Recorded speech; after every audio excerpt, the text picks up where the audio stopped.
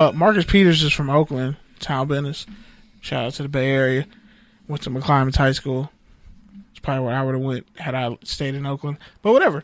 Anyway, like, what's a tougher, like, the group chat that the St. Louis Rams defensive back group chat, hypothetical, most likely, is probably the most lit in the NFL. Like, Sam Shields probably the most savage roaster. He's like, I won my Super Bowl way before Keeb. And I came back and I'm still probably going to take Nickel Roby's spot. And you get more money than me. Just imagine. Like, anything can happen. But honestly, if he can get through those concussion issues he's had. I think he will. Stop disrespecting Sam Shields. You never believed in Sam Shields. Just say you never believed in him. I never believed in Sam Shields. He went from receiver to corner and actually made Pro Bowls and was really good, and you never believed in him. It's really disrespectful. And 37 for a corner is hella underrated. That's a sick number, especially when you ball out. 43 for a safety? I'm not really sold on 43. I am. 42, yes. 44 sometimes. 47, kind of. All right, so my last one, Paul Posluszny retired this week with the Jacksonville Jaguars after 7 seasons with the Jaguars and I believe 4 or 5 with the Bills. Yeah. Do you have a take or tangent on that? Telvin Smith cried while he was introducing them. Posluszny really was a great value fit for them. I don't think people give him enough credit for what he went through at Penn State. He battled injuries, battled a lot early in his career. It's like injury scheme fits. He had a really good run. Shout out to him. He's one of those players that the casual fan might not know of, but like someone who really knows football and knows defense, knows how valuable a run stuffing inside linebacker like that is. And he had speed. And he's played in both the 3-4 and the 4-3 scheme, so he's proven to be versatile. Honestly, it wouldn't even surprise me if he comes back, but no, he's not coming back. Seems like he's past it. He done. They're just gonna Miles Jack. That's his spot now. All right, the last thing I want to do before we get to our rant is I just want to highlight some good, man. Shout out to Cliff Averill. He did a bunch of work in Haiti this past week, so just want to give him a little round of applause for that. You can check him out on Twitter. He dropped a bunch of videos really highlighting it.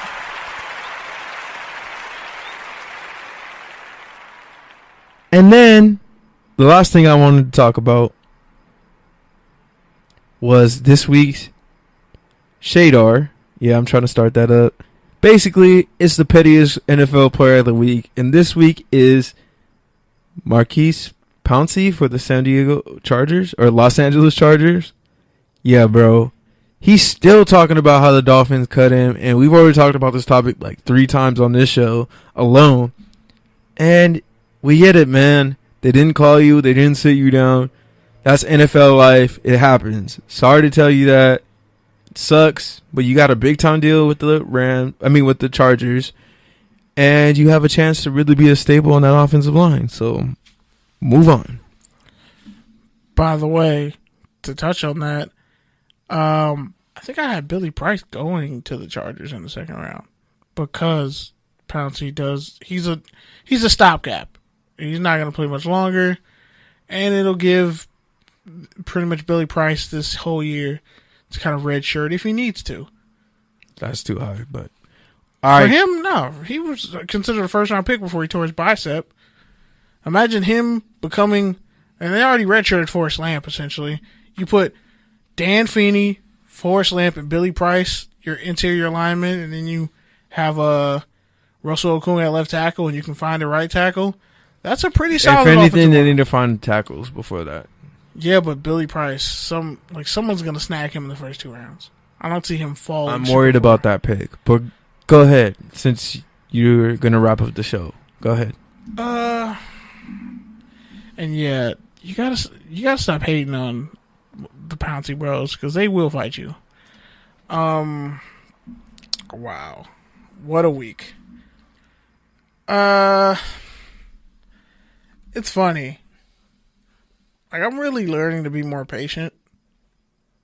Like, way more patient.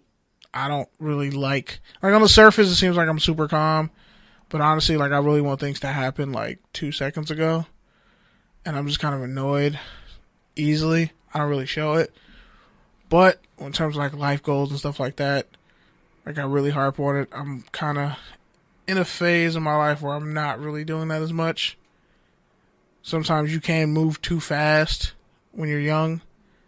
Even doing the right thing, you move too fast, and then you just end up in a bind. I'm really working on that. Yeah, that would be my biggest thing. Just don't move too fast, but move nonetheless. Don't just stand still and do nothing with your life, especially in your 20s, your teens. Like, do something. But in this case, don't move too fast.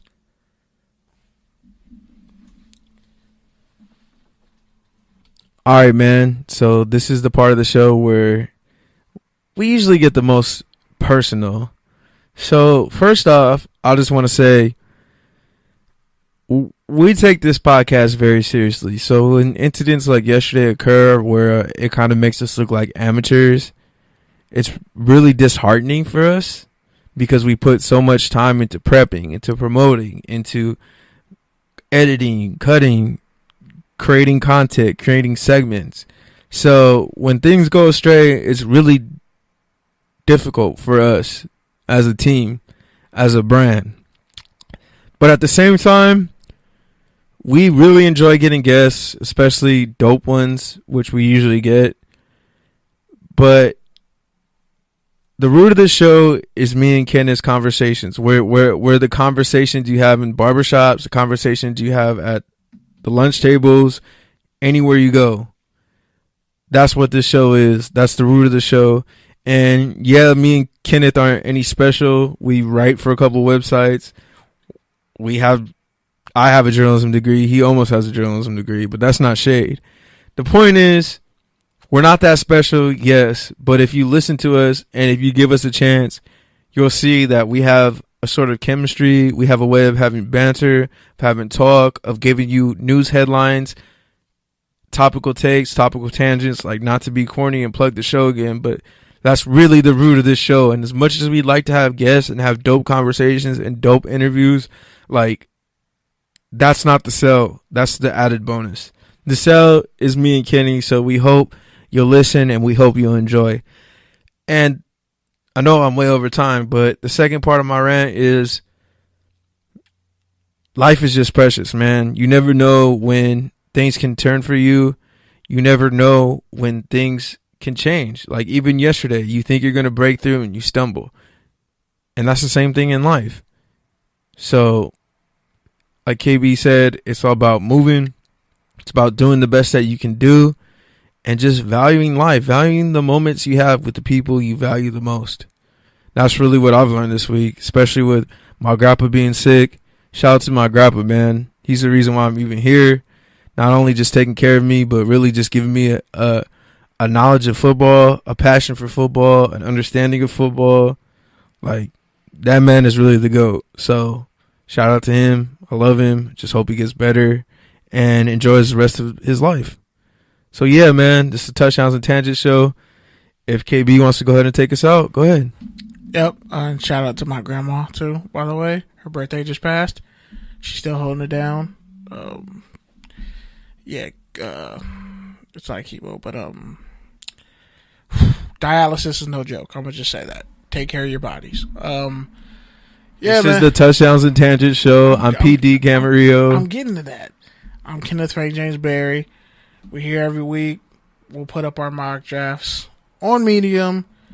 Yeah, honestly, this has been a really great week as far as like personal growth. So we're just gonna try to continue that no matter what happens and comes our way. But just remember the number for next week, if you want to call in, 323-900-0478. Lock it in your phone. We got a lot of great shows on this network, man. Next week's the draft, so we're going to have a really dope show as far as calling in, seeing who your team picked. You can talk smack, whatever you got to do.